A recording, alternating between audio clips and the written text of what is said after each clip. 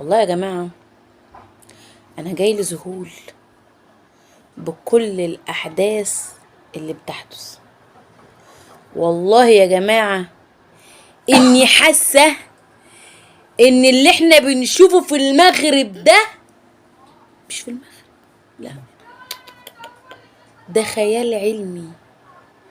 ده اسمه خيال علمي.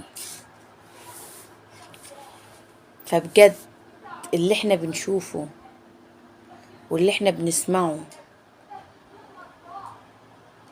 محتاجين نركز فيه كويس جدا جدا جدا جدا جدا جدا. والله العظيم اللي احنا شايفينه دوت هيخلينا كلنا عايزين نركز، عايزين نركز. فيا جماعة بالله عليكم كفاية بقى حرب، كفاية حرب، كفاية حرب. بتقعدوا تحاربوا في المغرب كأنه واكل قطكم. ايه يا جماعة ده؟ ايه العبث اللي انا بشوفه ده؟ دلوقتي احب اقول لكم ان اللي بيحدث فيه اقاويل كتير قوي قوي قوي قوي قوي بتبين لينا قد ايه المغرب دي حاجة كبيرة جدا، دي حاجة عظيمة جدا جدا جدا جدا جدا جدا جدا. فبالله عليكم بطلوا تظلموا في المغرب، بطلوا تيجوا على المغرب، بطلوا تحاربوا المغرب. وزي ما احنا كلنا شايفين، ولكن محتاجين ناخد بالنا كويس جدا قد ايه المغرب دي بلد من كتر عظمتها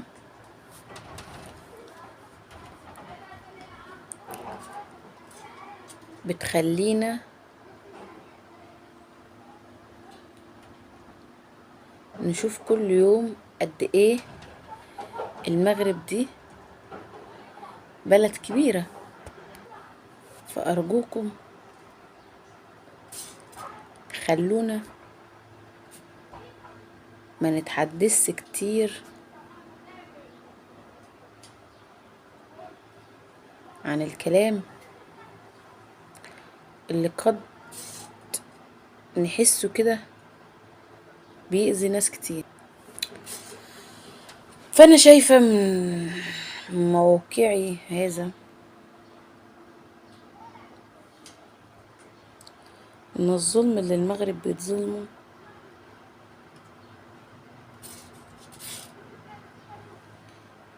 محتاج له حد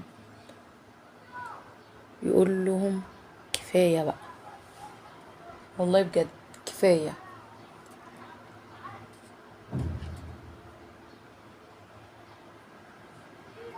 كفاية تظلموا الناس، كفاية تيجوا على الناس، كفاية تحاربوا في الناس، لأن الموضوع بقى صعب.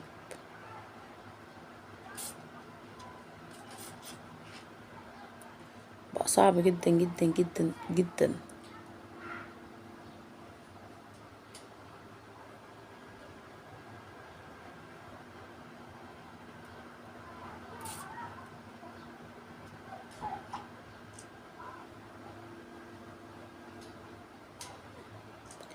فبالله عليكم يا جماعة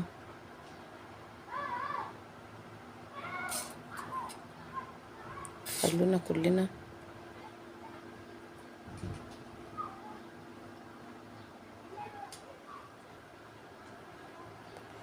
واخدين بالنا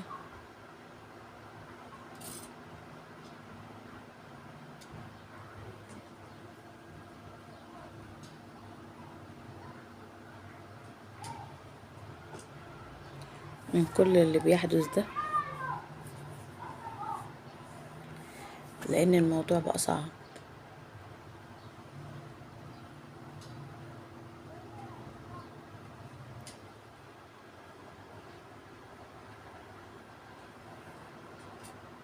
فانا يعني محتاجة كلكم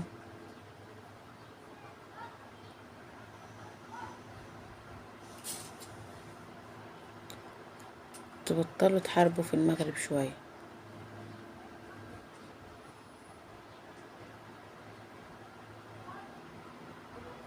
تبطلوا تيجوا على المغرب.